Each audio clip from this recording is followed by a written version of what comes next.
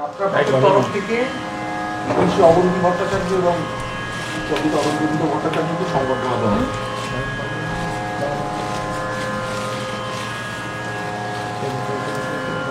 উঠে দাঁড়াবো না বসেই থাকবো? হ্যাঁ তাও সত্যি কথা, আলোর কাছে পৌঁছে যাবো। অবশ্যই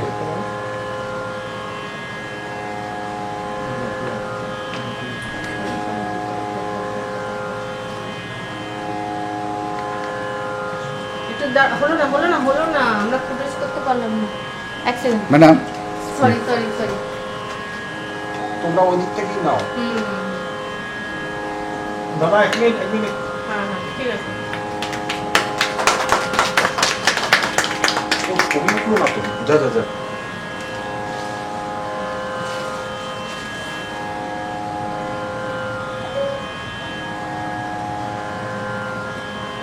ছবি থেকে নাও।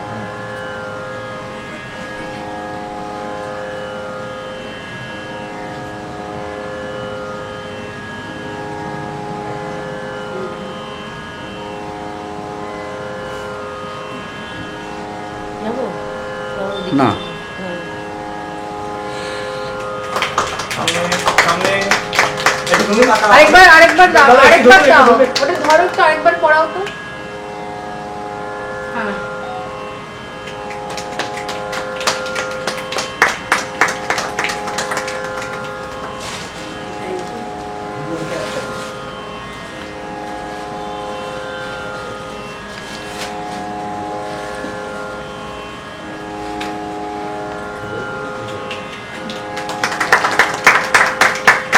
এইদিকে তাকাও। এদিকে তাকাও। এবার তুমি একটু বলে দাও কিছু যাত্রাপথ সম্পর্কে, তারপরে অর্চিষ্পান বলবে ওদের বাড়ি সম্পর্কে।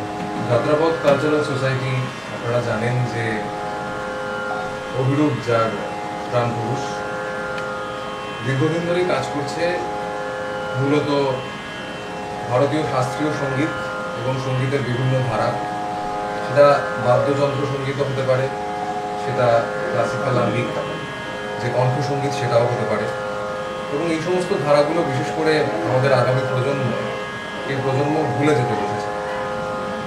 তো সেটাকে বারবার রিপিটেটিভলি বিভিন্ন অনুষ্ঠানের মধ্যে দিয়ে, বিভিন্ন অ্যাওয়ারনেস প্রোগ্রামের মধ্যে দিয়ে এবং বড় কনফারেন্সের মধ্যে দিয়ে যাতে এই ধারাটা আমাদের প্রত্যেকের মধ্যে বজায় আমরা রাখতে পারি, সেই জন্যই যাত্রাপথ কাজ করে চলেছে। এবং আপনাদের ভালোবাসা এবং শুভেচ্ছায় ভবিষ্যতে যাত্রাপথ এই ধরনের আরও অনুষ্ঠান করতে পারবে, কারণ এমন কিছু জিনিস যেগুলো আমাদের ঐতিহ্য, যেগুলো আমরা ভুলে যেতে বসেছি, সেই সমস্ত জিনিসগুলো আমাদের শিকড়ের জায়গা। এই শিকড় থেকে আমরা যদি মানুষ যদি দূরে চলে যায় তাহলে তার বৃদ্ধিটা কিন্তু সেইভাবে হতে পারে না। আমাদের ভারতীয় শাস্ত্রীয় সঙ্গীত থেকে শুরু করে সমস্ত কিছু এতটা তাদের গভীর একটা আত্মদর্শন রয়েছে, সেইটা পৌঁছানো বোধহয় আজকে মানুষের জীবনে ভীষণভাবে দরকার। আর সেই কাজটাই যাত্রাপথ করে আসছে। হয়তো পথটা খানিকটা ম্যাডাম অপোজিট লাইট হয়ে তা গেল। সত্ত্বেও এই বেন্ড করুন, বেন্ড করুন। আপনাদের সকলের আশীর্বাদ ভালোবাসা চলছে। এই বছর কি হচ্ছে ডিসেম্বরে? এবং এবছর ডিসেম্বরে প্রথমবার কলকাতার মধ্যে সেতার ফেস্টিভ্যাল হচ্ছে, সেতার কনসার্ট। প্রতিযোগিতা সমস্ত শিল্পীরা তারা আসছেন, তারা সেতার দুদিন ধরে শুধু সেতার নিয়ে কাজ হবে। সেতার এমন একটা আপনি জানেন যে যন্ত্র গোটা পৃথিবী জুড়ে তার একটা অ্যাকসেপ্টেন্স রয়েছে। কবি রবিশঙ্করজির আমরা জানি যে গোটা দুনিয়াতে তার একটা আলাদা নাম সেতার বাজিয়ে তৈরি হয়েছে, এবং সেই সেতারের বিভিন্ন আঙ্গিকে গোটা দুদিন ধরে 23 এবং 24শে ডিসেম্বর এই দুটো দিন ধরে দাদা নিকুঞ্জ হচ্ছে, সেখানে এই অনুষ্ঠান হতে চলেছে। সেখানেও কিন্তু আপনাদের সকলের উপস্থিতি আমাদের প্রত্যেকের তরফ থেকেই কাম্য থাকবে। এবং যারা যারা এখানে উপস্থিত সবাই উপরা করতে এটা বলে দাও। একদমই, যারা যারা এখানে উপস্থিত তারা প্রত্যেকেই সেখানে রৌপ্য পদক পাবে। ঠিক আছে, অরুণ বাড়ি। অর্চিষ্পান বলবে আমার। আচ্ছা, 25 মানকে একটুখানি ডেকে নিচ্ছি, এদিকে এসো। 25 মান হচ্ছে এই রায় বন্দ্যোপাধ্যায়ের পরিবারের সদস্য। আমি প্রথমেই বলি এই গান এটা একটা ঘরে ঐতিহাসিক বাড়ি এই ঐতিহাসিক বাড়ির উত্তরাধিকার অচ্যুষ্মান রায় বন্দ্যোপাধ্যায়, হ্যাঁ। এবং যারা এখানে এসেছেন তারা দেখতেই পাচ্ছেন এটা অনেক পুরনো বাড়ি। কত পুরনো বাড়ি ডিটেলসটা অচ্যুষ্মান বলবেন, এবং কারা কারা এখানে এসেছেন কি বৃত্তান্ত সেটা অচ্যুষ্মান বলবেন। মানে সবার এটা আমার মনে হয় জানার দরকার যে একটা কত ঐতিহাসিক জায়গায় আজকে এই ওয়ার্কশপটা হচ্ছে।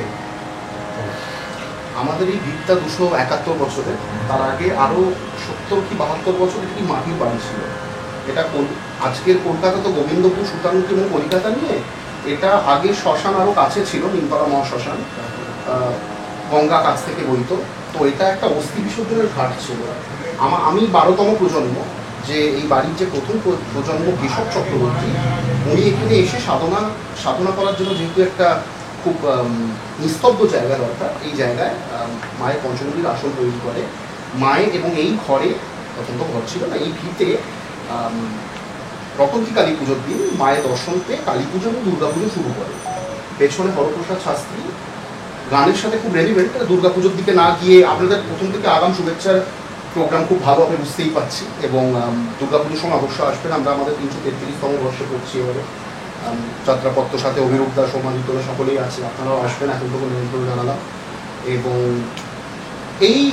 এই গান ঘরে হরপ্রসাদ শাস্ত্রী থেকে শুরু করে আপনার যদুভট্ট হরপ্রসাদ শাস্ত্রী আমার পূর্বপুরুষ হরপ্রসাদ বন্দ্যোপাধ্যায়, ওনার ছাত্র ছিল।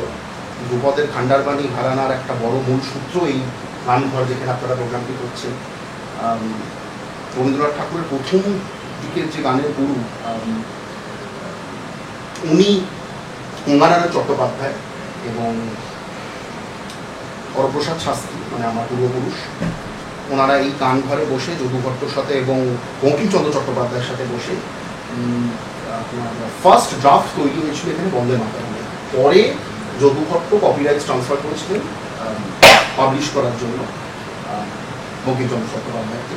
তাছাড়া যদুভট্ট উত্তর দিকের বাড়িটা আমার 62 নম্বর পাথুরিয়াঘাটা স্ট্রিট। যদুভট্টের প্রথম জীবনের গানের গুরু তোমার বাবা ছিল, মারা যাওয়ার পর উনি বিশ্বপুর থেকে চলে এসেছিলেন। আমার বাড়িতে একটা বেয়ান হিসেবে রান্না করতে এসেছিলেন। সেই সময় হরপ্রসাদ শাস্ত্রী যখন নিচে পঞ্চমন্দির আসনে বসে তালিম নিতেন বা তালিম দিতেন দাদা, এবং যখন রেওয়াজ করতেন সকালে ভোরবেলায়, তখন উনি দেখতেন ওনার সুর তোলার আগে বা তার তোলার আগে একটা বাচ্চা ছেলে ওনার আগে শুরু করে দিচ্ছে বা নিখুঁতভাবে জিনিসটা তুলতে পারছে। তখন হরপ্রসাদ বাবু ওনাকে হাতে করে এনে ওনাকে রেওয়াজ করা, এবং তারপর থেকে দুজনে মিলে গঙ্গানারায়ণ চট্টোপাধ্যায়ের বাড়ি, যিনি বলরাম দে স্ট্রিটে থাকতেন, গিয়ে 3 জনে মিলে এখানে গানের আসর বসতো। তাছাড়া বলে রাখি, আমাদের শিব ঠাকুর কষ্টি পাথরের, ওটা প্রতিষ্ঠিত শ্রীরামকৃষ্ণ ঠাকুরের ঠাকুর আমার বাড়িতে এসেছিলেন, পদধূলি দিয়েছেন, আমরা খুব ধন্য। ঠিক দালান ঘরে এখানে আমার পূর্বপুরুষ পেছনে যিনি স্ট্যাচু হরপ্রসাদ শাস্ত্রী, উনি খুব অদ্ভুত একটা হ্যাবিট ছিল বলতে পারেন। উনি পঞ্চমন্দির আসনে হাতে সেটা নিয়ে বসতেন, মানে উনি প্র্যাকটিসই করতেন পঞ্চমন্দির আসনে সাধনার সাথে সাথে। তো উনি একদিন ঠাকুরকে আসতে দেখেন নলকর নিয়ে, বেশ ভোরবেলা, হ্যাঁ শ্রীরামকৃষ্ণ ঠাকুরকে। তখন ওনাকে দেখে উনি ইনস্ট্যান্ট একটি গান লেখেন, কিয়েরি নটবর রূপ সুন্দর ত্রিভঙ্গ ভঙ্গিমায় শ্যামা। সেই গানটা শোনার পর ঠাকুর আমাদের এই দালান, এই প্রথম স্থানটা, ওখানে উনি সমাধিস্থ হন। উনি ওনার যে চৈতন্য ইয়ে, এটা দুটো জায়গায় হয়েছিল, পাথুরিয়াঘাটায়, সামনে মল্লিক বাড়িতে হয়েছিল, ওরা আলাদা করে কল্পতরু উৎসবে সেটা পালন করে। তো এটাই আমি বলতে চাই, খুব ব্রিফ, মানে অনেকটা ব্রিফ বলে অনেকটা বলে ফেললাম। ঠাকুর যে বাড়িতে এসেছেন, আপনারা একটা এত সুন্দর উচ্চমানের প্রোগ্রাম করছেন, আমরা অনেক শিবলিঙ্গ ঠাকুরেরই প্রতিষ্ঠা করেছে। এবং আরেকটা বিজয় বাবু এবং সেই এই ইনসিডেন্টটা হওয়ার পর থেকে ঠাকুর হরপ্রসাদ শাস্ত্রী প্রায় দক্ষিণেশ্বরে যেতেন ওনাকে গান শোনাতে, আর উনি মঙ্গল আরতির পর এখানে আসতেন, দুজনে মিলে শ্যামা সঙ্গীতের আসর বসতেন। আরও অনেকে থাকতো, আমরা তো সেটা জানি না, যেটা রেকর্ডেড সেটা বলছি। তাছাড়া আমাদের ভারতের স্বাধীনতা সংগ্রামের সাথে একটা হিস্ট্রি আছে। বিনয় বাদল দীনেশ অপারেশন বিবিডি বাগের আগে এখানে মুসলমান মেশন হিসেবে আমাদের মানে গুপ্তভাবে লুকিয়ে রাখা হয়েছিল অপারেশন বিবিডি বাগের আগে। আমার হিস্টোরিক্যাল সেন্স যদি ঠিক থাকে তাহলে 6 ডিসেম্বর হয়েছিল, ইয়ারটা মনে পড়ছে না, 5 ডিসেম্বর আর 4 ডিসেম্বর এখানে আমার বাড়ির পেছনে যে ছোট জেলখানা আছে সেখানে ওনারা ঢুকিয়েছিলেন।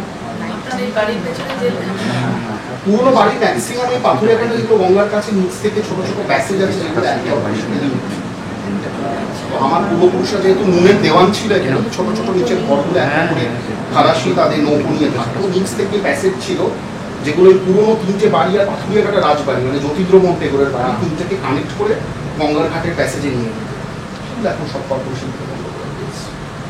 যাকে এরকম অনেক ইতিহাস শুরু করলে শেষ হবে না। আপনারা যে শুভ সময় 3টে বেজে গেছে, আপনারা খুব সুন্দর ভালো প্রোগ্রামটা করুন, এই কামনা রইল। আর পুজোর সময় সকলে আসবেন। Thank you. পুজো দেখবেন 27 ফিট আছে, আর আগেই থাকে। যাত্রাপথ কালচারাল সোসাইটিকে আলাদা করে থ্যাংক ইউ বলার কিছু নেই। থ্যাংক ইউ অভিরূপদা, আমাদের পুজোতেও আমরা তোমাকে একসাথে thank you যে তুমি আমাদেরকে এখানে একটা সুযোগ দিয়েছো। না চলো তাহলে তোমরা প্রোগ্রাম শুরু করো, আমি আর সময় নষ্ট করি। Thank you. হ্যাঁ শুরু করি, জিনিসটা ঠিক করে শুরু করি।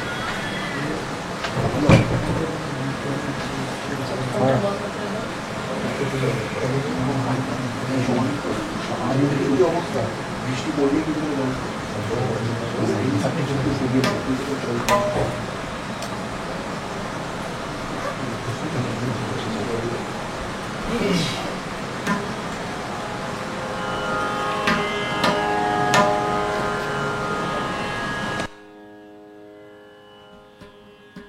আচ্ছা, প্রথমে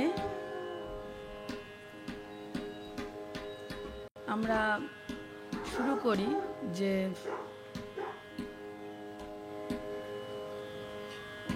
ঠুমরির উৎপত্তি কিভাবে হলো, কিভাবে এলো, একটু ছোট করে বলে নিলে আপনাদেরও সুবিধা হবে। হয়তো অনেকেই হয়তো জানেন, তা সত্ত্বেও তো একেবারেই শুরুতে বলি যে ঠুমরি আমরা আজকে যে গাই, সেটা এখন যেটা চর্চা চলছে পুরাবাং গায়কী মাধ্যমে এটাকে আরও বেশি প্রচার প্রসারের আলোতে নিয়ে আসার চেষ্টা চলছে। প্রথম দিকে কিন্তু এটা এই আকারে ছিল না। তো তখন একেবারেই প্রথমে যেটা অনেকগুলো মত এর মধ্যে থাকে আর কি, 4টে রকমভাবে কি 5টা রকম মতামত কাজ করে। যে প্রথমে বলা হয় যে খেয়ালকে ভেঙে বন্দিশি ঠুমরির এলো। আবার কেউ বলেন যে মানসিং তোমার রাজা, তিনি একদিন চর্চা করতে গিয়ে ভৈরবীতে বিবাদী স্বর লাগিয়ে ফেলেছিলেন, সেটা ওনার এত ভালো লাগলো। তারপর সেটাকে নিয়ে চর্চা করতে করতে একটা মতামত। আবার কেউ বলেন যে ভজন কীর্তন এগুলো বৈষ্ণব মতের, রাধাকৃষ্ণর লীলা, বৃন্দাবনের, এইগুলোকে ভাবনা চিন্তা করে আমি বলে দিচ্ছি, বড় করে ভালো করে বলছি, এটা জাস্ট এমনি প্রথমে বলছি ইন্ট্রোডাকশন। কেউ বলে বৈষ্ণব মতে একটা। তো তারপরে যেটা ঘটেছে সেটা হচ্ছে ওয়াজিদ আলী শাহ, জানেন অবধের নবাব। তো ওনার সময় কি হলো, মুঘলদের থেকে যখন অবধকে আলাদা করে মানে শাসন ব্যবস্থা নিজেদের হাতে নেওয়া হলো, তো তখনই সেখানে খুব বিলাসিতা, গীত বাদ্য সব কিছু মিলে, নাচ গান বাজনা সব কিছুই একেবারে একটা বড় আকারের নিয়ে এসে ফেললেন। এবং সেখানে তখন বিলাসিতা অনেক বেড়ে গেল। তো বিলাসিতা বেড়ে যাওয়ার কারণে খেয়ালের সাথে তো নাচ সেভাবে সম্ভব ছিল না বন্দিশের সঙ্গে। তো যার ফলে একটা নতুন ধরনের গান চর্চার চেষ্টা করা হলো বা চর্চা হলো, যার সাথে নাচও করা যাবে গানের সঙ্গে।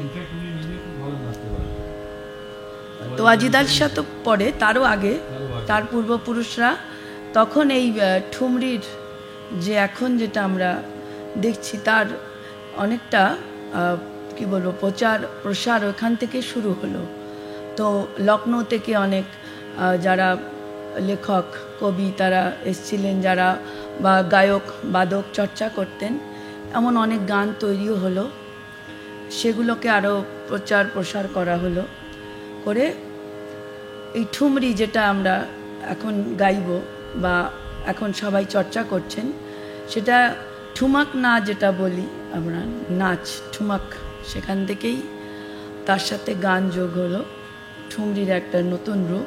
এবং সেখানে কত্থকই বেশি প্রাধান্য পেত। এবং যেটা দেখা গেছে যে আগের থেকে এখন অবধি প্রাচীন কাল থেকেই ঠুমরিটা বেশিরভাগ মেয়েরাই গান, ছেলেরা খুব কম সংখ্যায় গাইতেন, যেহেতু এটার ভেতরে মেয়েদেরই মনের ভাব, তাদের চিন্তা ভাবনা এবং ভালোবাসা, আনন্দ, দুঃখ, তার যে বর্ণনা সেটা গানের মধ্যে আমরা বেশি করে পাই। তো ঠুমরিটা বেশিরভাগ ক্ষেত্রে মেয়েরাই চর্চা করতেন। এটা অনেক পরে এটা বেশ কি বলবো উচ্চ জায়গায় যখন মানে আনা হলো, সেটা হচ্ছে নিয়ে এলেন আমাদের ফৈয়াজ খান, ওস্তাদ ফৈয়াজ খান এবং ওস্তাদ আব্দুল করিম খান যখন ঠুমরি গানের চর্চা করলেন, তখন এই ঠুমরি একটি উচ্চ শ্রেণীতে অন্তর্ভুক্ত হলো, যে অন্যান্য গানের সঙ্গে ওর একটা মান দেওয়া হলো। তার আগে কিন্তু এটাকে এতটা বেশি গ্রহণযোগ্য মনে করা হতো না, বিশেষ করে সভ্য সমাজের ক্ষেত্রে। এটা ছিল একেবারেই সমাজের বাইরের শ্রেণী, যেখানে আমরা বলি বাইজিরা, যে কারণে ঠুমরি মানেই একটা বাইজিদের কথা এসে যায়। এবং বাইজিদেরও কিন্তু অনেক ভাগ আছে, সেটা হয়তো জানেন অনেকে। জান যারা হতেন, গহর জান, মালকা জান, আরও অনেকে আছেন, রেশমা আছেন, আরও যাদের নাম করা হয়, মেহবুব জান, এরা কিন্তু ঠুমরি গানটাকে তাদের, যেটাকে আমরা বলি মানে গানের সঙ্গে, হ্যাঁ মুদ্রা তো ছিলই, এবং একটা দেহ ব্যবসারও জায়গা ছিল, এটা অস্বীকার করার জায়গা নেই। তারা সমাজে যান, যেখানে গহর জান হিসেবে পদবি এটাই থাকতো। আর বাইজি যারা হতেন তারা কিন্তু গানই করতেন, তারা গান করতেন, মুজরা করতেন। এবং যেটা ঘটতো অনেক ক্ষেত্রে দেখা গেছে যে বাইজিরা গান করছেন, সবাই যে খুব অভিনয় করে দেখাতেন তা কিন্তু নয়, এবং সব বাইজি যে নাচ করতে পারতেন তাও নয়, নাচের সাথে গান এলো, এবং অনেক বাইজি বসে গাইতেন, নাচটা করতেন অন্যরা, এরকমও আছে। আর তওয়ায়েফ যাদের বলা হতো তারা কিন্তু একেবারেই উচ্চ শ্রেণীভুক্ত ছিল, এবং যেটুকু পড়ে জেনেছি যে তাদের কাছে অনেক রাজা মহারাজাও যেতেন, এবং সমাজের উচ্চবর্গীয় যেসব মানুষজন তাদের সঙ্গে আলোচনা করার জন্য, কারণ তারা খুব সুশিক্ষিতও ছিলেন। কারণ তখনকার দিনে মেয়েরা, মহিলা যারা লেখাপড়া তো সে অর্থে করতেন না, তো রাজারা বা মুঘল সম্রাট যারাই হন, কখনো কোনো সমস্যায় পড়লে বা মানে যুদ্ধক্ষেত্রের বিষয়েও কথাবার্তা বলার জন্য কিন্তু, হ্যাঁ ইতিহাসে আছে, আমরা পড়ে যেটুকু জানতে পারি যে অনেক, যেখানে একটা নতুন সিনেমা হলো আপনারা সবাই জানেন, এই হীরামান্ডি, রাইট, হীরামান্ডি যেটা পাকিস্তানের ভিতর অন্তর্ভুক্ত, সেখানের থেকে কিন্তু রাজা রঞ্জিত সিং বিয়ে করে এনেছিলেন ওনার একজন স্ত্রীকে, নামটা এই মুহূর্তে আমার মনে নেই। তো তারা গানটাকেই আর কি নিয়ে থাকতেন, এবং তার সাথে পড়াশোনা ছিল, এবং তাদের কাছে রাজারা কিন্তু তাদের সন্তানদের পাঠাতেনও বিভিন্ন রকমের শিক্ষা নেবার জন্য, এবং উচ্চ শ্রেণীর মানুষরা যেতেন তাদের কাছে বিভিন্ন রকম, মানে সে রাজনৈতিক আলোচনা থেকে সব ধরনের আলোচনাতেই তারা অংশ নিতে পারতেন। এরকম একটা শ্রেণী ছিল যারা তোয়ায়েফ নামে পরিচিত ছিল। তো মোটামুটি এই তিনটে শ্রেণীতে ভাগ ছিল আর কি। তো বেশি আলোচনা যাদের হয় সেটা হচ্ছে বাইজি, যারা গানটাকেই নিয়ে চলতেন এবং গানের মাধ্যমেই জীবন জীবিকা ওনাদের চলতো। এবার আমি আপনাদের 1-2 করে কতগুলো পয়েন্ট বলছি, যেটা লিখে নিলে আপনাদের সুবিধা হবে, পরে আপনারা যদি কাউকে জানাতে চান বা বলেন সেটা আপনারা লিখে নিতে পারেন। প্রথমে 5টা পয়েন্ট বলি ঠুমরির উৎপত্তি। প্রথমটা হচ্ছে রাজা মান সিং তমর, যেটা দৈবযোগে আবিষ্কার করেছিলেন।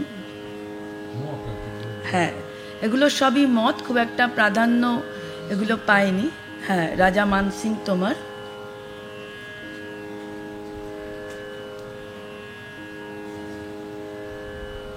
তিনি দৈবযোগে একদিন আবিষ্কার করেন, যেরকম বলে যে ভৈরবী রাগ গাইতে গিয়ে বিবাদী স্বর উনি লাগিয়ে ফেলেছিলেন।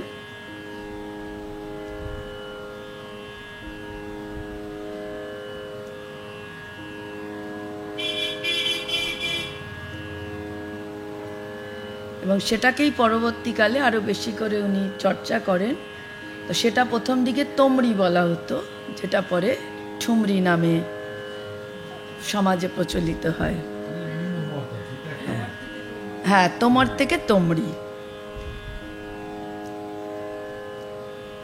একদম প্রথম দিকে ছালিকা নামে, সেটা আমি আর বললাম না, আমি এই 1400-1500 শতাব্দী থেকেই আসছি, তারও অনেক আগে ছালিকা নামে, সেটা ওই দিদি বলছিলেন ইয়েতে ওয়ার্কশপে।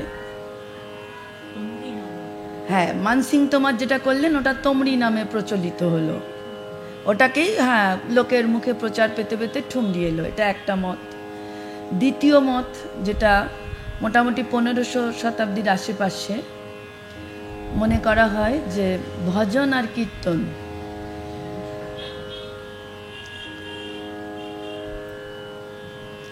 ভজন আর কীর্তন থেকে আমাদের এই ঠুমরির যে রূপ সেটা পেয়েছি, ওটা বৈষ্ণব মতে আর কি গাওয়া হয়, যেটা বৃন্দাবনে হয়েছিল এবং বাংলায় চৈতন্য মহাপ্রভু যেটার ধারক বাহক ছিলেন আর কি। কারণ কীর্তনের ভেতরে একটা জিনিস আছে আখর, যেটা একদম শেষে হয়, সেটা অনেকটা ওই একদম মাদকতাপূর্ণ ঠুমরির শেষে আমরা যেরকমভাবে নিয়ে যাই কিছুটা মাতনটাই। হ্যাঁ। আচ্ছা, 3 নম্বর হচ্ছে অনেকে মনে করেন যে লোকগীত থেকে এসেছে। লোকগীত তো অবশ্যই, কারণ ঠুমরি হচ্ছে শাস্ত্রীয় সঙ্গীত এবং লোকসঙ্গীতের একটা মাঝের অবস্থান। রাগের আধারে আমাদের বিভিন্ন লোকসঙ্গীতের যে গান, সেগুলোকে রাগের আধারে নিয়ে আসা হয়েছে। 3 নম্বর মত লোকসঙ্গীত থেকে। আচ্ছা, এবার তারপরে যেটা চতুর্থত, যেটা ছোট খেয়াল, যেটা 1800 শতাব্দীতে গোলাম নবী শরী, যেটাকে আমরা শরী মিয়া বলি, উনি অনেক টপ্পাও রচনা করেছেন। হ্যাঁ, ওই 1800 শতাব্দীতে গোলাম নবী শরী, যিনি ছিলেন গুলাম রসুলের পুত্র। হ্যাঁ, ওনার বাবার নাম ছিল গুলাম রসুল, উনি ছিলেন অবধের নবাব আসফদ্দৌল্লার দরবারের গায়ক। তো গুলাম নবী শরী উনিও একই কথা চর্চা করতে গিয়ে, উনি ছিলেন আসফুদ্দৌল্লাহ অবধের রাজার গায়ক ছিলেন শরী মিয়ার বাবা গোলাম রসুল। হ্যাঁ, মানে হিস্ট্রিতে যেটা আমরা পাচ্ছি, অবধ ছিল একসময় আমাদের এই রাজ্যগুলো, তখন একটা সম্পূর্ণ আলাদাভাবে স্বশাসিত রাষ্ট্র ছিল, যারা ব্রিটিশের ইস্ট ইন্ডিয়া কোম্পানি যখন তাদেরকে একটা জাগির দেওয়া হয় এবং ওটা তখন অবধ বলেছিল, সেই অবধের মধ্যেই কিন্তু লখনৌ থেকে শুরু করে মির্জাপুর, এরা সবাই কিন্তু অবধের ভিতরেই ছিল এবং অবধের সঙ্গেই ছিল বেনারসও। পরবর্তীকালে যে শাসন ব্যবস্থা ছিল বেনারসে, তারাও কিন্তু ওই মুসলিম শাসন ব্যবস্থাটাকে ওরা মেনে নিয়েছিল বেনারসে। এবং ওর তখনকার প্রথম অবধেরই ওদের বলল প্রথম যিনি ছিলেন ওখানকার নবাব, তখনই নবাবই আসলো, তিনি ছিলেন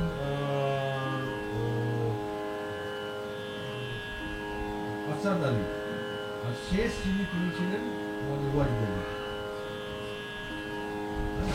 এটা আমাদের 1522 থেকে 1700।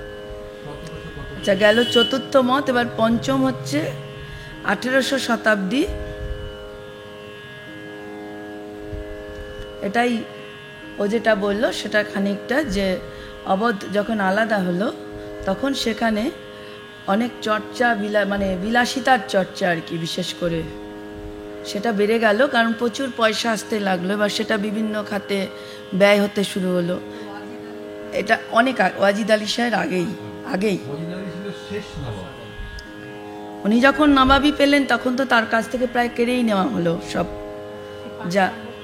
হ্যাঁ, 5 নম্বর পয়েন্ট হচ্ছে এই 1800 শতাব্দীতে অবধের দরবারে যখন ওই মোগলদের হাত থেকে অবধ আলাদা হয়ে গেল, তখন কি হলো, বিলাসিতা খুব বেড়ে গেল। তো তখন আলাদা হয়ে গেল। তো ব্রিটিশ অধিকার করার পর তখন তারা ব্রিটিশের আন্ডারে চলে এলো, খাজনা দিত, তার বিনিময়ে তাদের একটা শাসনের ব্যবস্থা করে দেওয়া ছিল। তো সেই সময় এই বিলাসিতা বেড়ে যাওয়ার কারণে এই ঠুমরি, এই যে এর চর্চা অনেক বেড়ে গেল, কারণ মানে খেয়ালের যে বন্দিশ তার সাথে ঠিক নাচটা যায় না।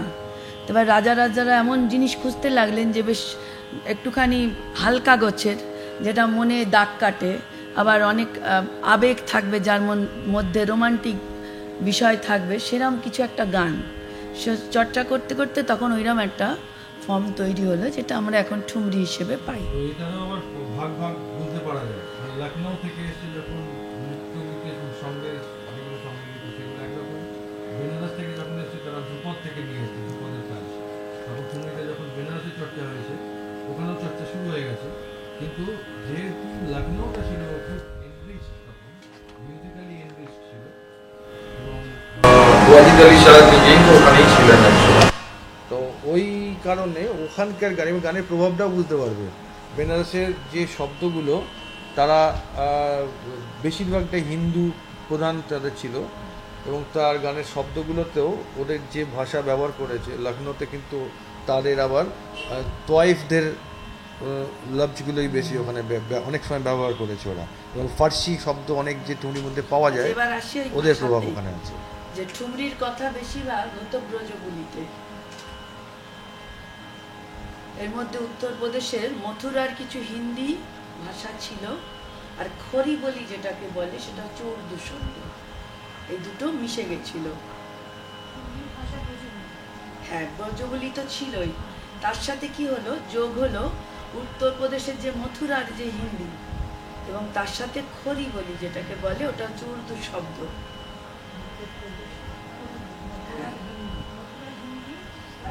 খড়ি বলি উর্দু যে শব্দ, সেটা মিশলো, এবং তার সাথে হিন্দির বিভিন্ন উচ্চারণ নীতি, যেগুলো আওয়াধি বলে, ভোজপুরি, মির্জাপুরি, দিঙ্গল, এগুলোও সব এর সঙ্গে মিলে গেল। হ্যাঁ, আওয়াধি, হ্যাঁ খড়ি বলি, খড় অসুন রহস্যি খড়ি বলি, এটা হচ্ছে বা উর্দু শব্দ। এছাড়া হিন্দিরই বিভিন্ন উচ্চারণ যেগুলো রীতি, আওয়াধি, ভোজপুরি, মির্জাপুরি, দিঙ্গল ইত্যাদিও এর সাথে যুক্ত হলো। যেমন উদাহরণস্বরূপ পানি হলো পানিয়া, অনেক গানে আমরা শুনি পানিয়া ভরা, পানি থেকে পানিয়া এলো। আচ্ছা, পিয়া থেকে পিউ বা পিয়ারওয়া, এই কথাগুলো আমরা পেলাম। এবং বেশিরভাগ ঠুমরি সৃষ্টি করতেন লখনৌর কবিরা, যাদের প্রিয় ভাষা ছিল কিছুটা উর্দু মিশ্রিত, খড়ি বলি যেটা উর্দু বললো ছিল, ফার্সি ছিল, লখনৌতে সবটাই ইউজ করা হতো, ফার্সিও করতো ওরা। আর বন্দিশ ঠুমরি বেশি জনপ্রিয়তা লাভ করেছিল সেই সময়, এবং সেগুলো বেশিরভাগ রচনা করেছেন বিন্দাদিন মহারাজ, লালন পিয়া, বিন্দাদিন মহারাজ, বিরজু মহারাজজির সম্ভবত বোধহয় দাদু, কালিকাদিন মহারাজও ছিলেন। বিন্দাদিন মহারাজের অনেক বন্দিশ পাওয়া যায়। হ্যাঁ হ্যাঁ, উনি লখনৌতেই ছিলেন। হ্যাঁ, বন্দিশি ঠুমরির খুব জনপ্রিয়তা বেড়ে গেল তখন। বিন্দাদিন মহারাজ, তারপর কালিকাদিন মহারাজ, এরা ছিলেন।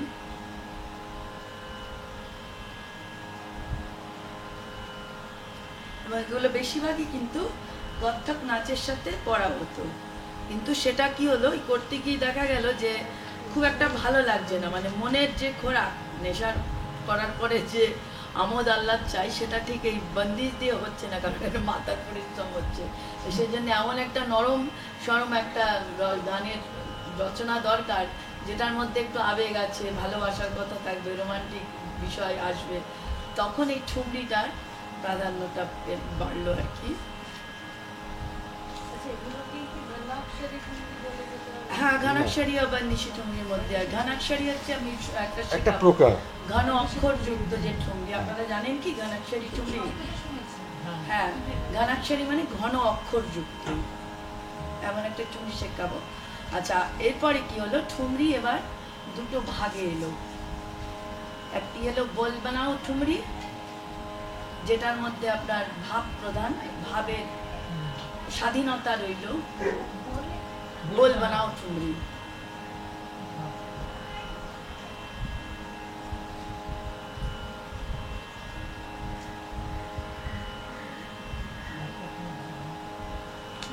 বোল বানাও ঠুমরি, আর একটা হচ্ছে বোল বাট কি ঠুমরি। বোল বাট মানে হচ্ছে লয়কারি থাকবে, যেটা ধ্রুপদ থেকে ভেঙে মানে বলগুলোকেই বাট হিসেবে তাকে প্লেস করা হচ্ছে, মানে লয়কারি বাটোয়ারা থাকবে, করা যেরকম হচ্ছে। এই ধ্রুপদে কথা থেকে ব্যবহার বাট হয়। কথাটা এসছে, বাটোয়ারা করা পর পর হচ্ছে, পর পর। বলকে সেগুলো ছোট বাটোয়ারা ছোট করছে। তান থাকবে, দমক তান, জমজমা যেগুলো। হ্যাঁ, না, খেয়াল বোল থেকে বানাওটাই হচ্ছে ভাব প্রধান ঠুমরি, যেটার মধ্যে তোমার স্বাধীনতা 100%, যেটা যে শিল্পী সে যা খুশি তাই করতে পারতেন। এবার এখানে বিষয় হলো এইটার যে তোমার স্বাধীনতা, এটা গণপত রাও ভাইয়াজি উনি এবং মইজুদ্দিন খান, হ্যাঁ, ওরা দুজন এটার খুব আর কি প্রচার প্রসার করলেন, যেখান থেকে গহরজানও করেছেন প্রথম দিকে।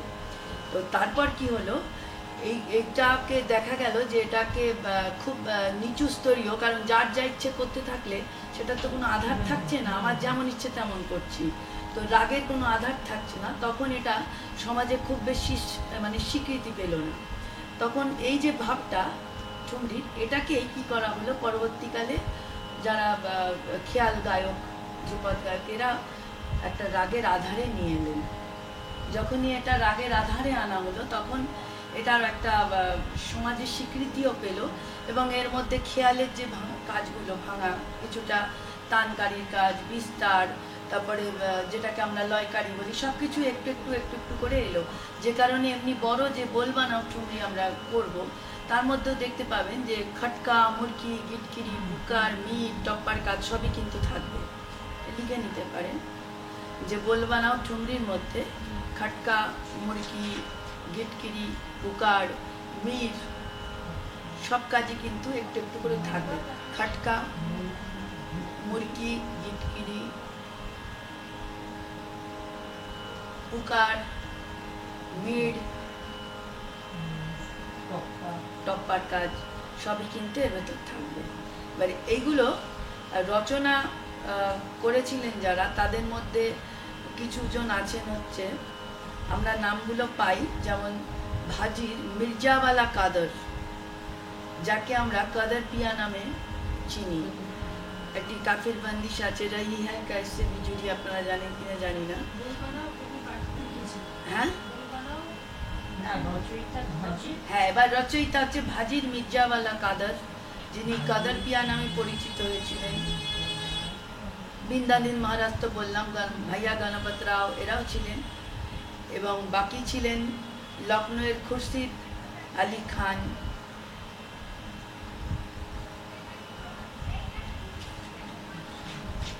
শাহে সাওয়ান ঘরানা, যেটা শেষওয়ান ঘরানা একসাথে বলে, কিন্তু ওটা ভাগ করলে শাহে সাওয়ান, হ্যাঁ সাওয়ান ঘরানা, যেটা আমাদের উস্তাদ রশিদ খানজি গাইতেন ভারত পাও,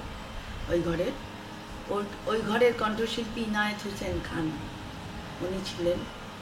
তারপর মারাঠি গায়ক ছিলেন রামকৃষ্ণ বুয়া। এছাড়া ছিলেন লখনৌর বিখ্যাত গণিকা যাদের বলা হয়, হায়দার জান, নাজমা।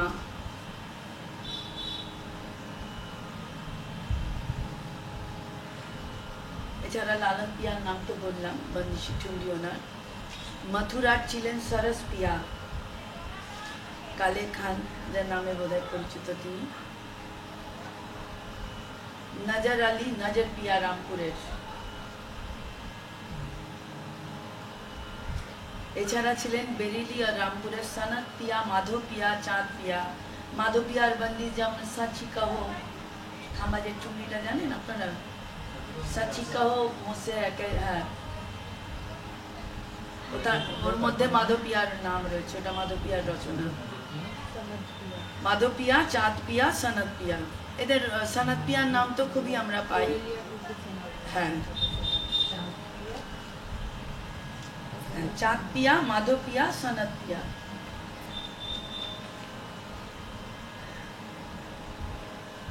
এছাড়া ঠুমরির তাল তো মোটামুটি জানেন, বড় যে ঠুমরি যেটা আমরা বিলম্বিতে গাই সেটা একটু বড়, হ্যাঁ, জতে হয়, দীপচন্ডিতে হয়, বা কখনো কখনো আপনার আধ্যাতেও হয়। আর বোলবাটে ঠুমরি তো বেশিরভাগ তিনতালি গাওয়া হতো। হ্যাঁ, কাহারবাতেও ঠুমরি হয়।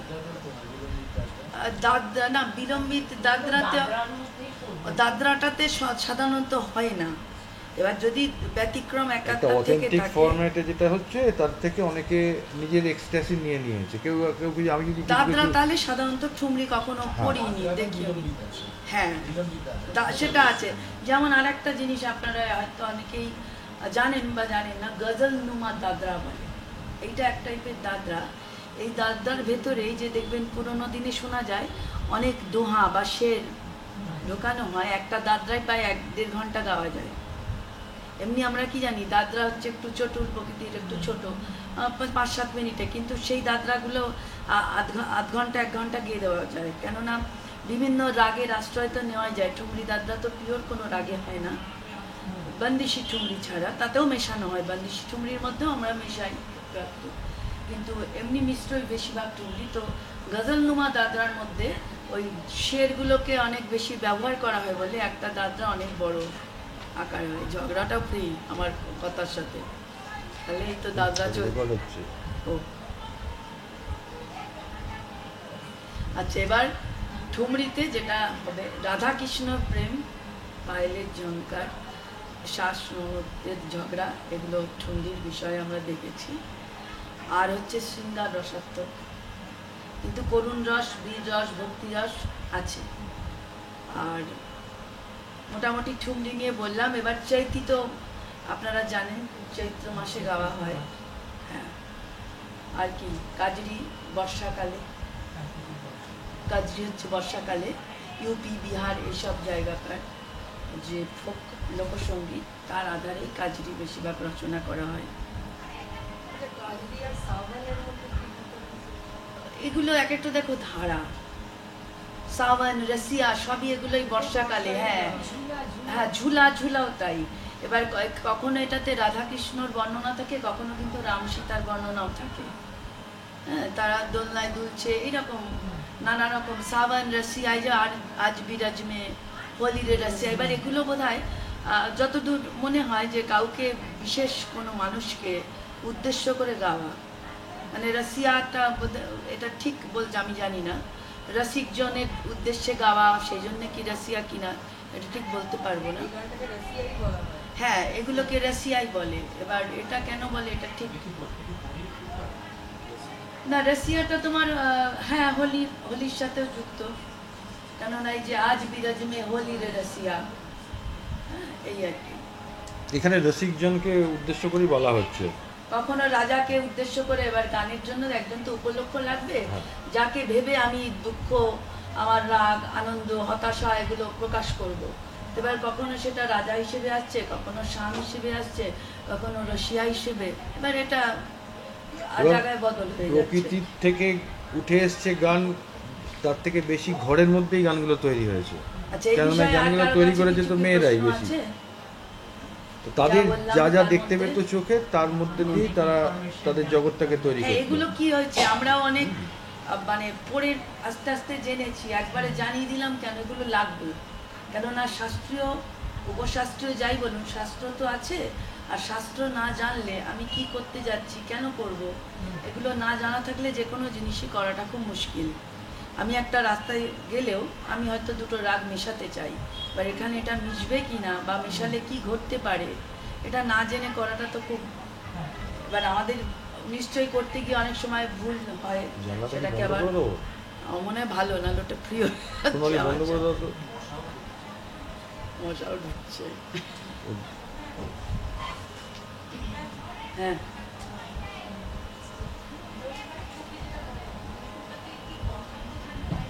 হ্যাঁ নিশ্চয়, ওটা কথা প্রধানই। বোলবাটের ঠুমরির মধ্যে হ্যাঁ অবশ্যই কথা বেশি থাকে। বন্দিশ কি ঠুমরি যেগুলো হয় সেগুলো তো বন্দিশ, তার মধ্যে কথাটাই বেশি থাকে। যেটা আমরা ভাবের, যেটা বানাও যেটা, সেটা কি কি করছে, ভাবের আশ্রয় নিয়ে অনেকটা সময় আমরা পার করে দিতে পারি। শাম বলে পুকার দিয়ে অনেকটা দাঁড়িয়ে থাক, কিন্তু বোলবাটে তো সে সময়টা নেই, 3 তাল তো বেশিরভাগ বন্দিশি 3 তাল। এখানে সেখানে বোলটাকেই বাটোয়ারা করছে বলে বোল বাট কি করে বলছে। কথা প্রধান। হ্যাঁ, হ্যাঁ, এখানে যে বিস্তার হচ্ছে সেটাকে বোল বলছে, আর এই বোলটাকে আচ্ছা, বাটোয়ারা তাহলে করছে আমি কি যখন একটা বোল বাট করছে। বন্দিশি ঠুমরি দিয়ে শুরু করি, গানাক্ষরী যেটা বললাম লিখে নিন আপনারা।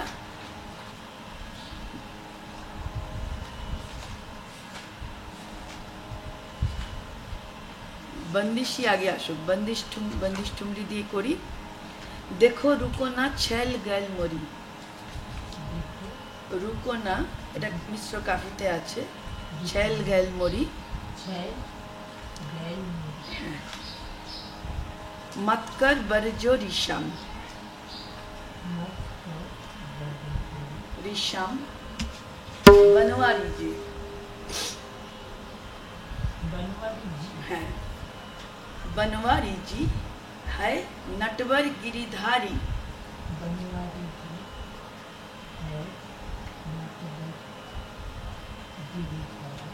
मैं तो पैया लागू तोरी हूँ तो, लागू तोरी हूँ तो ऐसो ढिठ भयोरी, देखो रुको ना छैल गैल मुरी। এটি লালন পিয়ার বন্দিশ, এতক্ষণ কথা হচ্ছিল লালন পিয়া নিয়ে। হ্যাঁ, ऐसो ढिठ भयोरी, देखो रुको ना छैल गैल मुरी। আমি আরেকবার বলছি, মিলিয়ে নিন। देखो रुको ना छैल गैल मुरी, मतकर बरजोरी শ্যাম। আচ্ছা, এই শ্যামটা না আমরা বাংলাতে শ্যাম বলি, হিন্দিতে শ্যাম। मतकर बरजोरी श्याम बनवारी जी है नटवर गिरिधारी, मैं तो पैया लागू तोरी हूँ तो, तोरी हूँ तो। আরেকবার প্রথম থেকে বলি। হ্যাঁ, देखो रुको ना छैल गैल मोरी, मतकर बरजोरी श्याम बनवारी जी है नटवर गिरिधारी, मैं तो पैया लागू तोरी हूँ तो, ऐसो ढिठ भयोरी, देखो रुको ना छैल गैल मोरी। হলো অন্তরা, এটা স্থায়ী। অন্তরা ব্রিজ কি গলিন মে, মানে বৃন্দাবনের গলিতে, লাল ब्रिज की गलीन में लालन तू करतरार, करतरार रार माने झगड़ा, ऐसो उत्पत्त भयो, नंद के कुमार लीनु, कुमार लीनु, लीनु छैल सखा सब ग्वाल बाल मिले, মানে বন্ধু বান্ধব গোয়ালের বালক ছেলেরা সব মিলে মিশে, छैल सखा सब ग्वाल बाल मिले, सखा सब ग्वाल बाल मिले, घेर लियो सब चाहूं मोरी,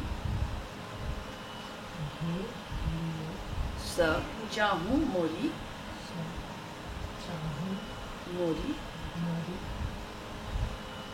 घूंघट पिया देखो मोरी,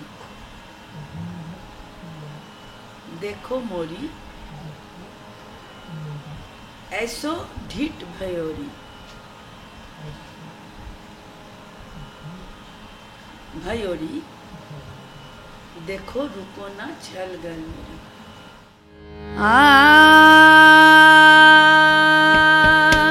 সবাই শুনতে পাচ্ছ তো?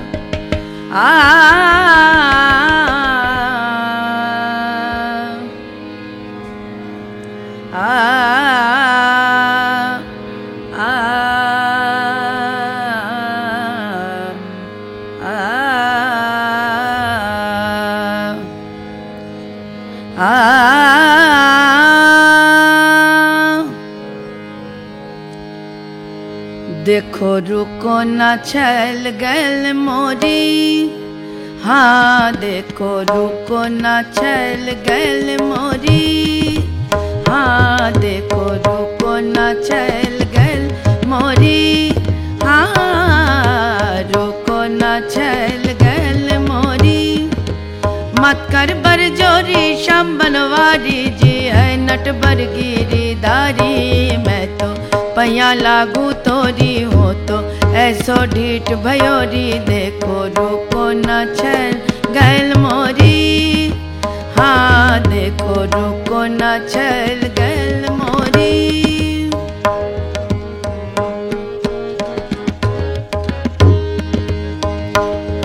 रुको ना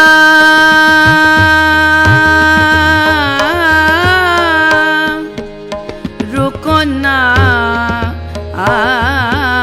रुको ना चल गल मोरी, हाँ देखो रुको ना चल गल मोरी। रुको ना रुको ना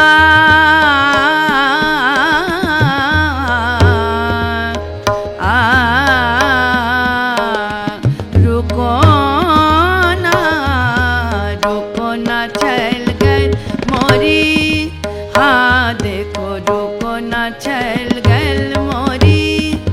मत कर बर जोरी श्याम बनवारी जी है नट बर गिरीदारी, मैं तो पैया लागू तोरी हो तो ऐसो ढीठ भयोरी, देखो रुको ना चल गल मोरी, हाँ देखो रुको ना चल गल मोरी, हाँ देखो रुको ना चल गल मोरी। मत कर बर जोरी श्याम बनवारी जी है नट बर गिरीदारी, मैं तो पैया लागू तोरी हो तो ऐसो ढीठ भयोरी, देखो रुको ना चल गल मोरी, हाँ देखो रुको ना चल गल मोरी, रुको ना चल गल मोरी, रुको ना चल गल मोरी, हाँ देखो रुको ना चल गल मोरी, रुको ना चल गल मोरी, हाँ देखो रुको ना चल गल मोरी। मत कर बर जोरी श्याम बनवारी जी है नट बर गिरीदारी, मैं तो पैया लागू तोरी हो तो ऐसो ढीठ भयोरी, देखो रुको ना चल गल रुको ना चल गल मोरी, हाँ देखो ब्रिज की गलिन में लालन तू करत रार, ब्रिज की गलिन में लालन तू करत रार, ऐसो उत्पत भयो नंद के कुमार लीन, छह सखा सब गाल वाल मिल घेर लियो सब चाऊ मोरी, घूंघट पिया देखो मोरी, ऐसो ढीठ भयोरी, देखो रुको ना चल गल मोरी, हाँ देखो रुको ना चल गल मोरी, हाँ देखो ब्रिज की गली न लालन तू करत रार,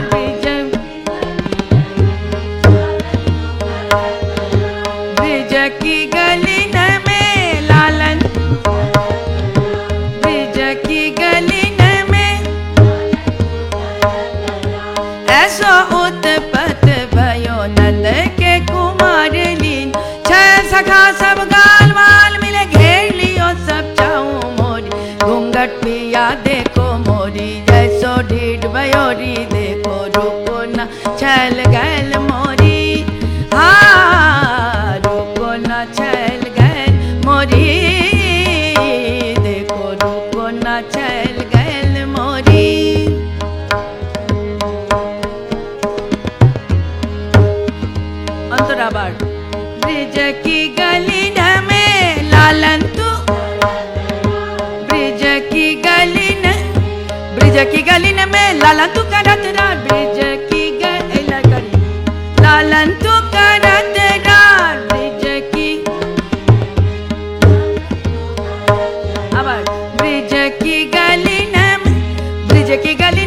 लालन तू करत रात ब्रिज की गली ने लालन तू करत रात ऐसो उत्पत भयो नंद के कुमार ली छैल सखा सब गाल वाल मिले घेर लियो सब चाऊ मोरी घूंघट पिया देखो मोरी ऐसो ढी भयोरी देखो रुको ना छैल गए मोरी हाँ देखो रुको ना छैल गैल मोरी देखो रुको ना छैल गैल मोरी गाओ सबाई देखो रुको ना मत कर बर जोरी शम बनवारी जी आए नट भर गिरी दारी मैं तो पैया लगू ऐसो ढीठ भयोरी देखो रुको ना छैल गैल मोरी हाँ देखो रुको ना छैल गैल मोरी मत कर पर जोरी शम बनवारी जी आए नट भर गिरी दारी मैं तो पैया लागू तोरी हो ऐसो ढीठ भयोरी देखो रुको ना छैल गैल हाँ देखो रुको ना छैल अंतरा ब्रिज की गली ने में लालन ब्रिज की ऐसो उत्पत भयो नंद के घेर लियो सब चाऊ मोरी घूंघट पिया देखो मोरी ऐसो ढीठ भयोरी देखो रुको ना छैल गैल मोरी আবার অন্তরা ব্রিজ কি গলি রে ব্রিজ কি ऐसो उत्पत भयो नंद के कुमार छह सखा सब गाल वाल मिले घेर लियो सब चाऊ मोरी घूंघट पिया देखो मोरी ऐसो ढीठ भयोरी देखो रुको ना छैल गैल मोरी हाँ रुको ना छैल गैल मोरी छैल गैल मोरी छैल गैल मोरी এই হলো বন্দিশি ঠুমরি সবাই তুলতে পারবে হ্যাঁ বলুন হ্যাঁ এখানটা একটা প্যাচ আছে আচ্ছা একা একা গাইবেন আপনারা একা একা গাইতে চাইলে গাইতে পারেন কোনো অসুবিধা ছেলেদের অসুবিধে মেয়েদের কোনো হ্যাঁ ঠিক আছে করুন আমার সঙ্গে করুন তাহলে পারবেন দেখো রুকো বাজাতে হবে না আস্তে করুন দেখো রুকো না छैल गैल मोरी मत कर बर जोरी शम बनवारी जी है नट बर गिरी धारी मैं तो এই জায়গাটাই পেঁয়াজ গানের আর এগুলো শুনতে যত ভালো লাগে করতে গেলে এই জায়গাটা না জানলে আটকে যাবে তাহলে मत कर बर जोरी शम बनवारी जी है नट बर गिरी धारी मैं तो ঠিক আছে ঠিক আছে আচ্ছা এবার আমরা বল বানাও ঠুমরিতে চলে যাই একটু আচ্ছা এটা তো কাফিতে হলো গানটা কোথা থেকে উঠেছে সবাই বুঝেছেন সাত মাত্রা না দেখোটা সাত মাত্রা হ্যাঁ রুকোনাটা ফাঁক থেকে সাত মাত্রা থেকে অন্তরা ফাঁক থেকে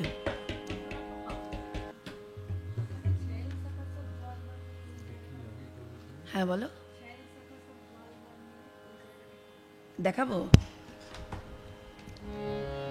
ब्रिज की गली में लालन तू करत रात ऐसो उत्पत्ति बाई नंद के कुमार ली छैल सखा सब गाल वाल मिल घेर लियो सब चाऊ मोरी घूंघट पिया देखो मोरी ऐसो ढीठ भयोरी देखो रुको ना छैल गैल मोरी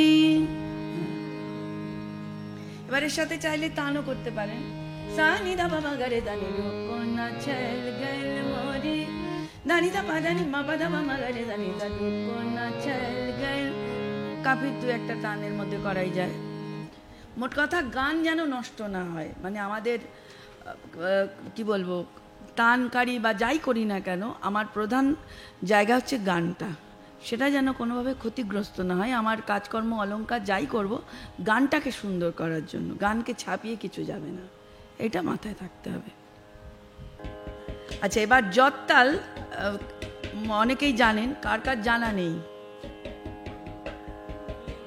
আচ্ছা, তাহলে ও বরং জটতালটা আগে একটু বলুক। আগে আপনারা একটু লিখে নিন তালটা, তারপরে আমি শেখাচ্ছি। জটতালটা সবাইকে বলে দাও, বুঝিয়ে দাও। জটতালটা সবাইকে বলো। জটতালটা জানা আছে কি কারো? না, জানে না। জানেন তো? বলে দাও। এক সময় 14 মাত্রায় বলা হতো, কিন্তু আমরা যেটা পপুলার সেটা হচ্ছে 16 মাত্রায় আমরা জটতাই করি। যেটা পূর্ববাং গায়কিতে যে গানগুলো এরা গায় সেগুলো সবই ওই বেশিরভাগটাই আমরা দেখেছি 16 মাত্রার জটই আমরা ব্যবহার করি, এবং এটাই পপুলার, সমান সমান যাচ্ছে। তো এখন তাতে কি হচ্ছে, বোলটা তখন যাচ্ছে জটের। কেন জটটাকে নেওয়া হয়েছে ঠুমরির জন্য, এটা একটা প্রশ্ন, যে আমি জটতালটাকেই কেন ফেভার করেছিলেন ওনারা। তার কারণ ছিল যে যেহেতু এখানে ভাবপ্রধান গান, তো ভাবপ্রধান গানের মধ্যে কি হয় না, ওরা কিছুটা করে বোল করবে, আবার কিছুটা করে পজ, মানে সাইলেন্ট পটটাও একটা ইম্পর্টেন্ট ব্যাপার। গানের যখন বান্দিশ যায় তখন কোন জায়গাটা পজ নেবে আর কোথায় কতটা এগোবে, এটাও একটা ইম্পর্টেন্ট।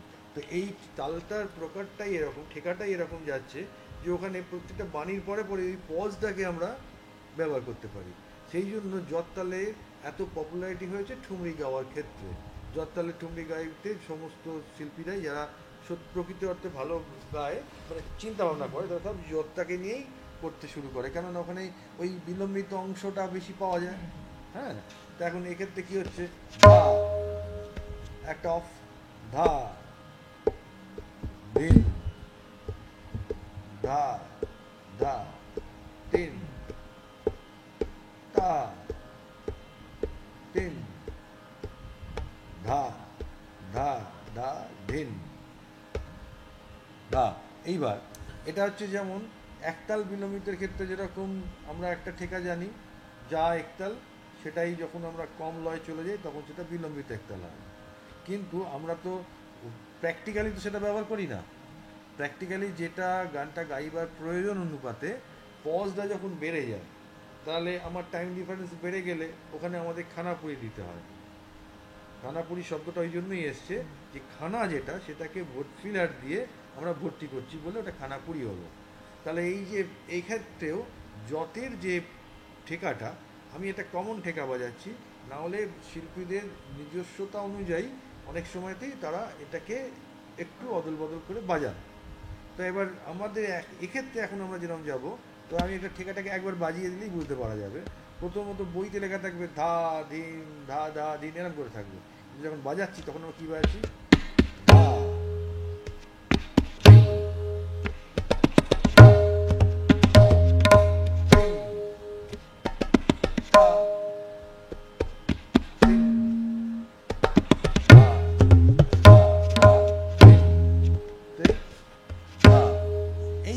ধা নিলাম।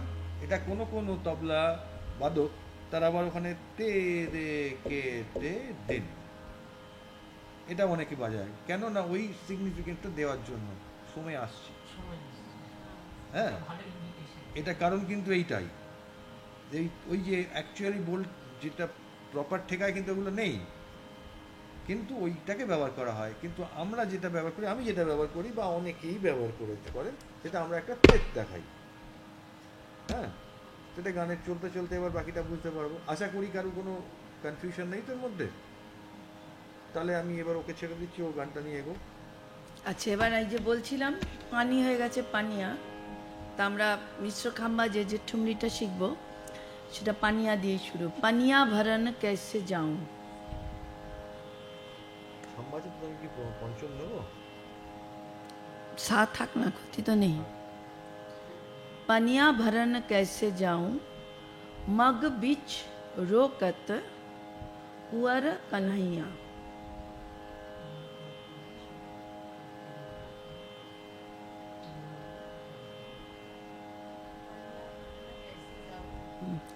मग बिच रास्ता अटके दिए আর কি, रोकत कुंवर कन्हैया।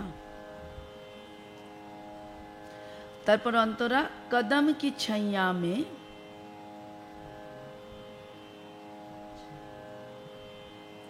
चुपी चुपी आए।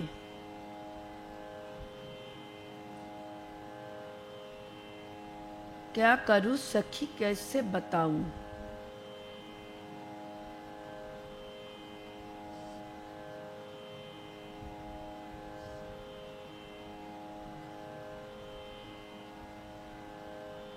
ঠিক আছে।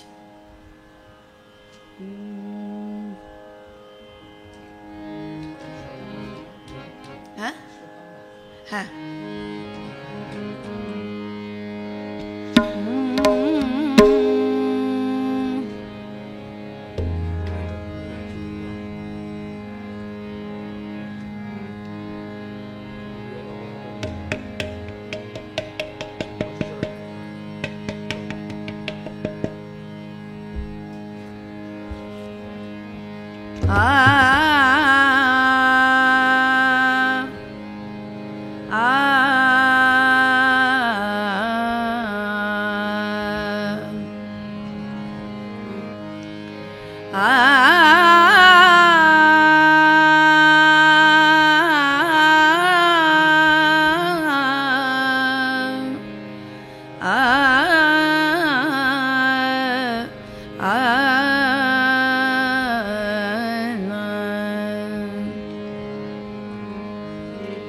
पनिया पनिया पनिया पनिया भरन कैसे जाऊं जाऊं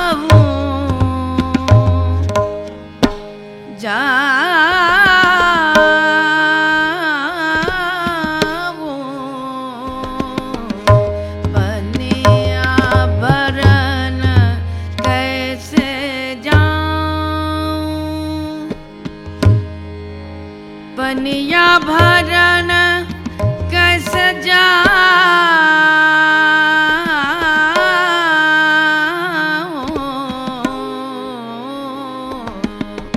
पनिया भरन कैसे कुंवर कन्हैया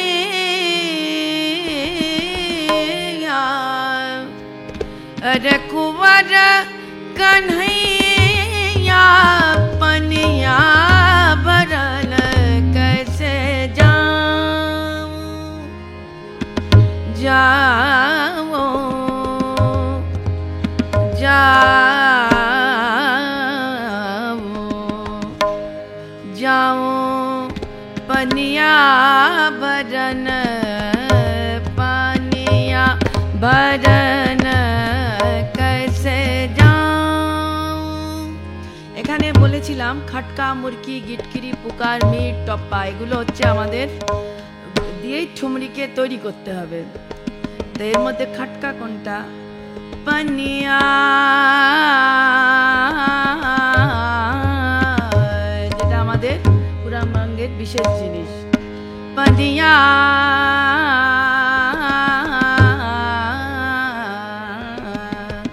भरन कैसे जाऊं कैसे जाऊं कैसे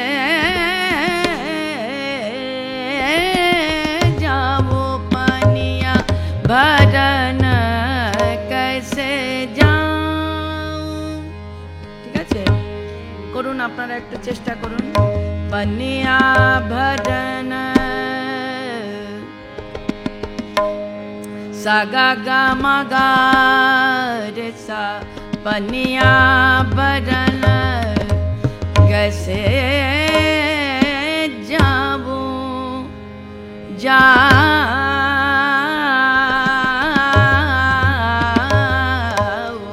पमा पगा पमा पगा मगा रे सा जाऊं जाऊं पनिया भरन कैसे जाऊं। এবার চেষ্টা করতে হবে আমাদের প্রত্যেক আবর্তনই তালটা ধরার। এই নয় যে অনেকে করেন দেখি 4-5 আবর্তন চলেই যাচ্ছে তারপর হঠাৎ একবার এসে তাল ধরলেন, তা কিন্তু নিয়ম নয়। নিয়ম প্রত্যেকবারই ধরার, যেমন আমরা খেয়ালে বা করে থাকি। তো যদি মিস হয়ে যায় সেটা অন্যায় কিছু নয়, কেননা আমি একটা হয়তো ভাব, তো এবার ভাবের ঘোরেলে এবার সেখানে একটু হয়তো জিনিসটা দেরি হলো আমার কমপ্লিট করতে। আধা খেচড়া করে তাল ধরাটা কিন্তু নিয়ম নয়। আমি জিনিসটা পুরো কমপ্লিট করব তবেই তালটা ধরবো। সেক্ষেত্রে দুটো আবর্তন চলে যেতে পারে, এটা অন্যায় কিছু নয়, কিন্তু চেষ্টাটা করতে হবে ধরার। পানিয়া ভরন कैसे যাও।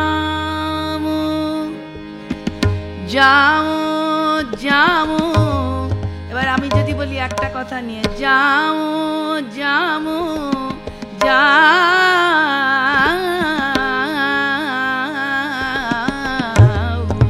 পানিয়া ভরন कैसे যাও, এটা কিন্তু ভুল। কেন ভুল? হ্যাঁ, একটা কথাকে বা যাও কথাটার তো কোনো মানে হয় না। कैसे যাও যদি বলি তাহলে তার একটা মানে থাকলো। তা আমি যে কথাটা বানাবো, তৈরি করবো, যেটা আমরা খেয়ালে পাই গোয়ালিয়ার ঘরের আগ্রা ঘরের গানে পুরো কথাটাকে কমপ্লিট করে এসে তালটা ধরে, সেটাই কিন্তু এর ভেতরে যাচ্ছে। পানিয়া ভরন পানিয়া ভরন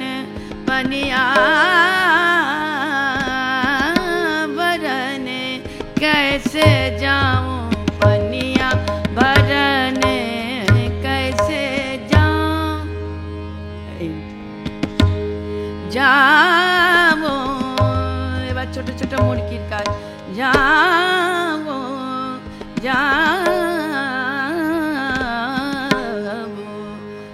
এটা টপ্পার কাজ, যাবো পানিয়া ভরন कैसे যাও। ঠিক আছে, এবার গিটকিরিটা একটু বড় দানা, হ্যাঁ ধরবো।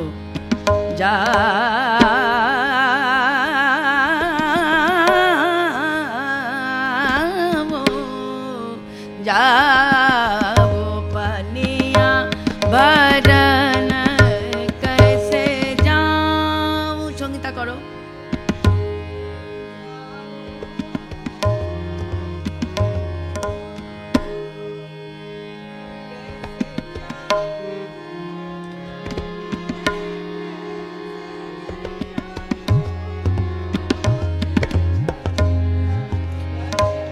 कैसे যাও।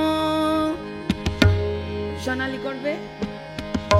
আচ্ছা, পরে আর কেউ করবে? করুন। যাও পঞ্চমে যান।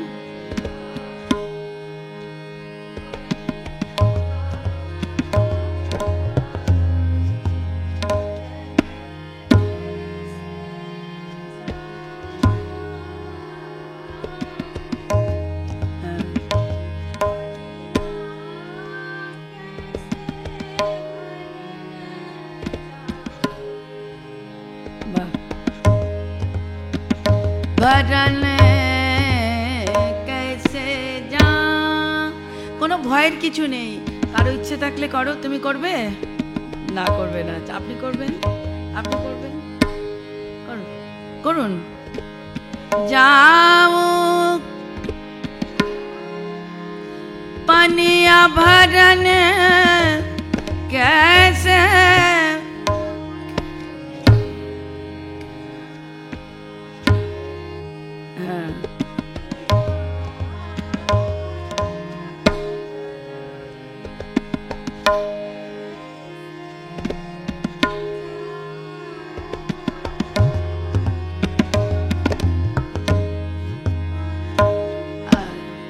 বেরিয়ে গেল। যাবো कैसे যাও पनिया भरन कैसे जाऊं जाऊं पनिया भरन कैसे जाऊं जाऊं मग बिच रोकत कुंवर कन्हैया कन्हैया पनिया भरन कैसे जाऊं। এবার বলো, এবার আকার দিয়ে যাও, সাথে যাও।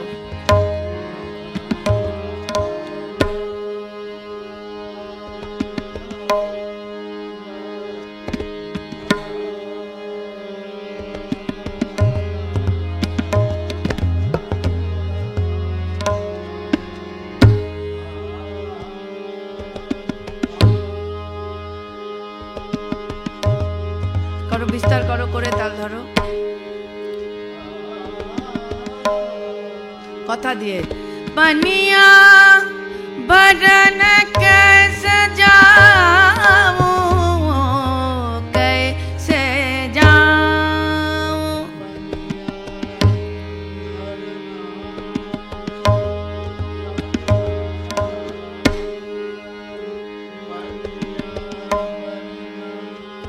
भरन कैसे जाऊं, कैसे जाऊं।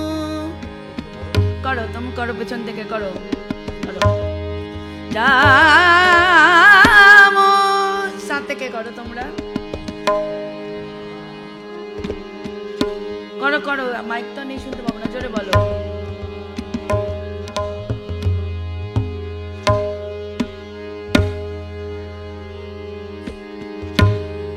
कैसे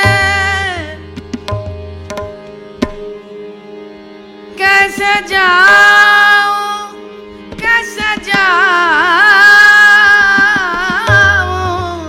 पनिया बरन कैसे जाऊं। আর গাইতে যাও, করো, ওপরে যাও, সাগামা যাও।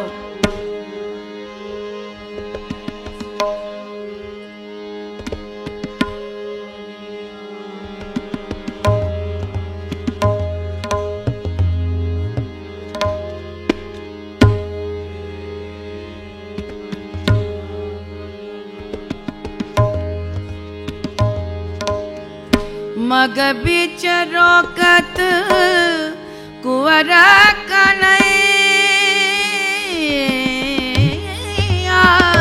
पनिया बरन कैसे जाऊं, पनिया पनिया बरन, पनिया बरन, पनिया बरन कैसे जाऊं, कैसे जाऊं। আর কেউ গাইবে? চলো করো, লজ্জা করলে ভয় কাটবে না, করো, সা লাগাও। হ্যাঁ, যাও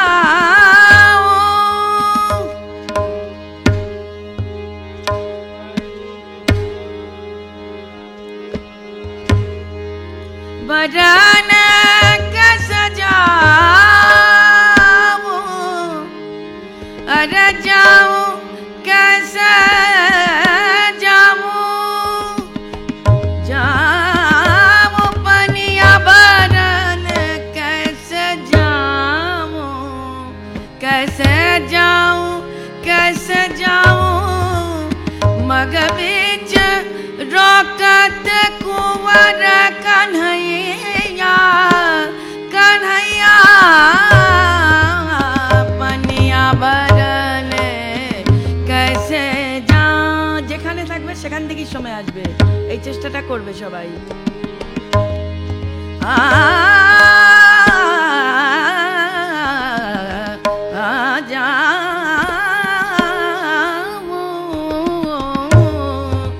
कदम की छैया में, बोलो,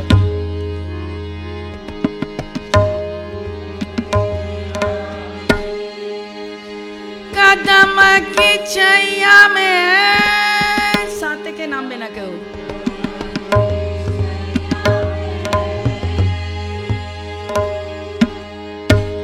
कदम की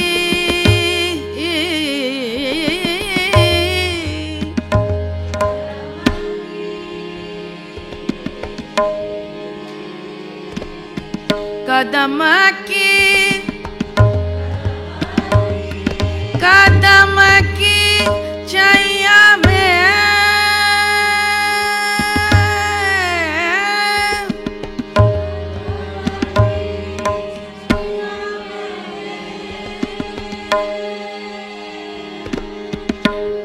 चुप्पी चुप्पी आए,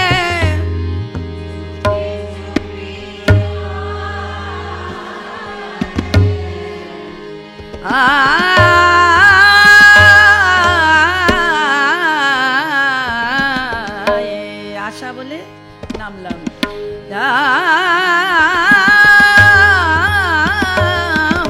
कदम की छैया चुपी चुपी आए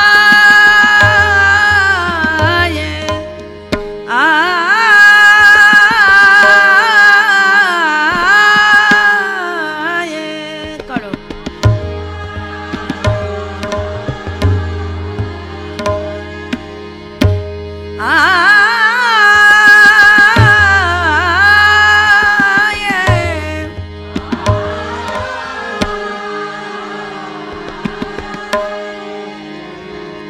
क्या करूं सखी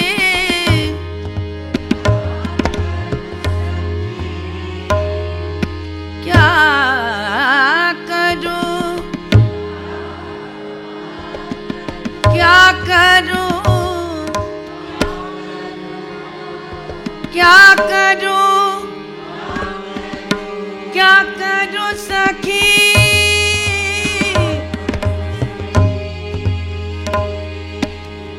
कैसे बताऊं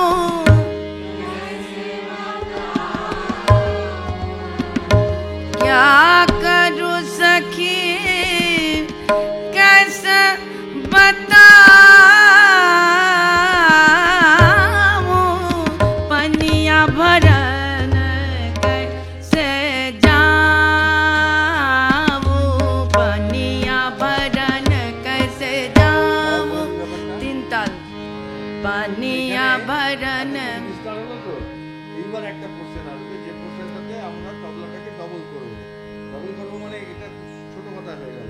বিষয়টা হচ্ছে এই কোশ্চেনে গিয়ে যেমন আমাদের কীর্তনের মধ্যে তো আছে মাতন, সেরকম ফাইনালি একটা জায়গায় যাবে যে জায়গাটাতে গেলে আর্টিস্ট যেটা যতক্ষণ ভাব প্রদান সে ভাবটাকে এতক্ষণ বিচ্যুত করছিল, এইবার একটু বাইন্ডিংস এর মধ্যে এবার একটা জায়গা থাকবে যেখানে একটা আলটিমেট এক্সট্যাসি হবে, সে তখন ওই ছন্দের সঙ্গে সঙ্গে সেকে চলবে।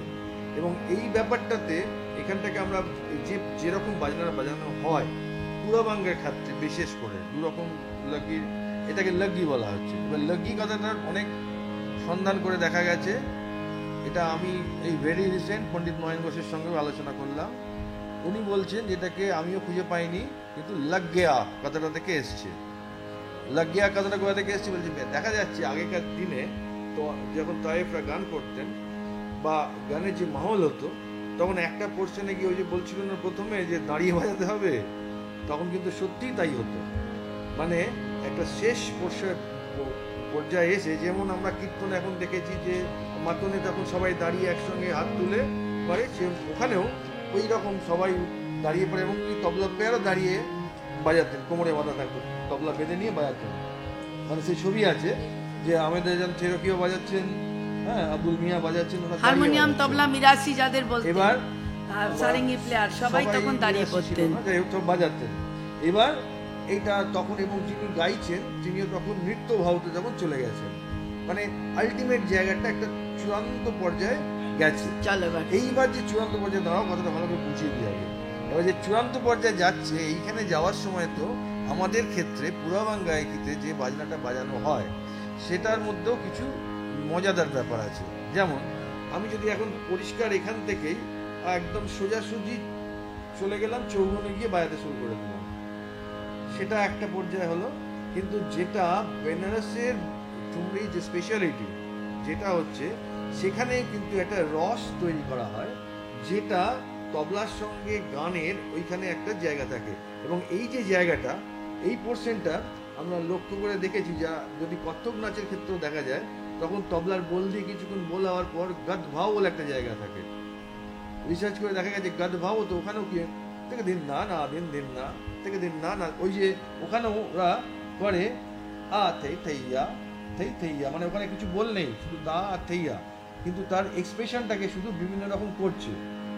এই রকম ভাবে ঠুমরির ক্ষেত্রেও এই যখন আস্তে আস্তে তো ঠুমরিও তো ইভলিউশন হচ্ছে, এই পোর্শনটাতে গিয়ে তখন তবলারও একটা মজাদার পোর্শন দেওয়া হয়, যে পোর্শনটাতে প্রথমে ওই লচকটা থাকবে। এই লচক, নুক, ঝোঁক কথাগুলো আছে, এইগুলো সমস্ত কিন্তু নাচের থেকেই আমরা বেশি এগুলো এসছে।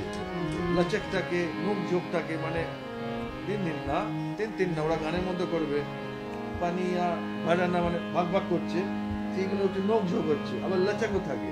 তাহলে এবার এখন যে পোর্শনটা যাচ্ছে, প্রথম যে পোর্শনটা যাচ্ছে, যেহেতু এটা ওয়ার্কশপ বলে এত কথা ভালো করে বলে দিচ্ছি, আমরা সবসময় দেখি যে বাজাতে শুরু হয়ে গেল, এটা স্টেপসগুলো কিরম কিরম হওয়া উচিত। চলো। पनिया भरन कैसे जाऊं पनिया भरन कैसे जाऊं पनिया भरन कैसे जाऊं पनिया भरन कैसे जाऊं पनिया भरन कैसे पनिया भरन पनिया भरन कैसे जाऊं। আমাদের ওই জায়গাটা থাকা হয়, ওলটাকে নিয়ে পাটের প্রকার করা হয়। এটা এই পোর্শনে যাচ্ছে, এটা যে লাগবে, এটা মজা নেওয়া হচ্ছে লাগবে, এই জায়গাতে লাগবে মজাটা থাকে। जाऊं पनिया भरन कैसे जाऊं मग बिच राकत कुंवर कन्हैया पनिया भरन कैसे जाऊं पनिया भरन कैसे जाऊं पनिया भरन कैसे जाऊं पनिया भरन कैसे जाऊं। বলে দিচ্ছি ফাইনালি, সেটা হচ্ছে চাটির একটা ব্যাপার থাকে। সঙ্গীতে লগ্গির জন্য মজার একটা জায়গা হচ্ছে চাটি।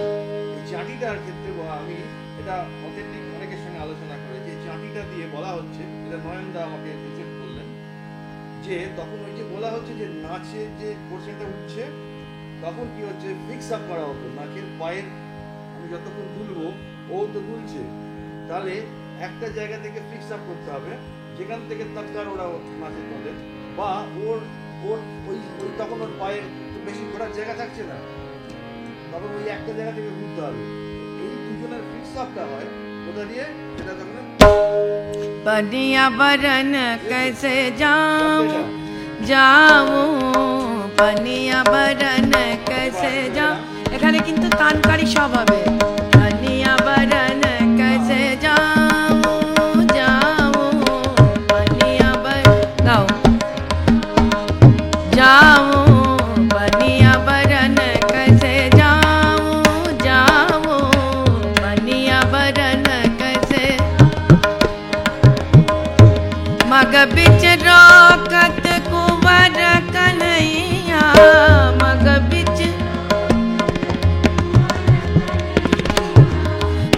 बिच राकत कुंवर कन्हैया पनिया भरन कैसे जाऊं पनिया भरन कैसे जाऊं। এবার এই যে শাম, এই কথাগুলো আমরা কিন্তু এমনি আরে হ্যাঁ এগুলো কিন্তু বন্দিশে না থাকলেও আমরা বলতে পারি পুকার করার সময়। শাম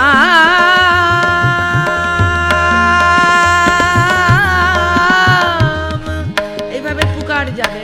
শাম শাম শাম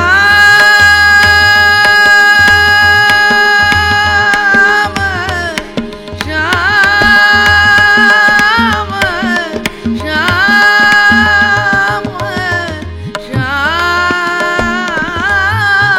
शाम पनिया भरन कैसे जाऊं पनिया भरन कैसे जाऊं करो।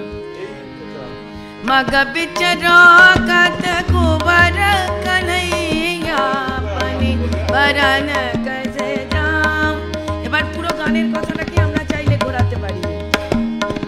कदम की छैया में चुप चुप जाए कदम की छैया चुप चुप जाए क्या करूं सखी कैसे बताऊं पनिया भरन कैसे जाऊं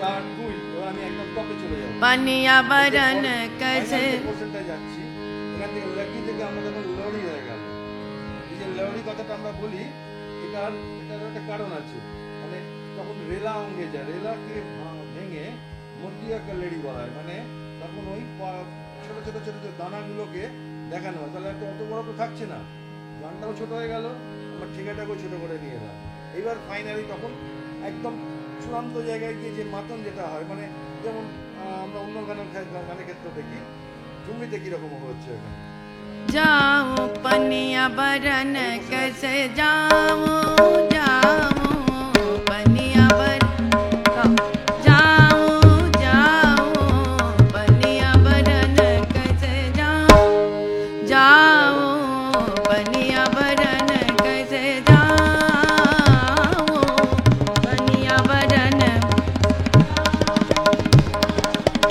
मग बिच रोकत कुंवर कन्हैया मग बिच रोकत कुंवर कन्हैया पनिया बरन कैसे जामो पनिया बरन कैसे जामो पनिया बरन कैसे जामो पनिया बरन कैसे जामो पनिया बरन कैसे पनिया बरन कैसे पनिया बरन कैसे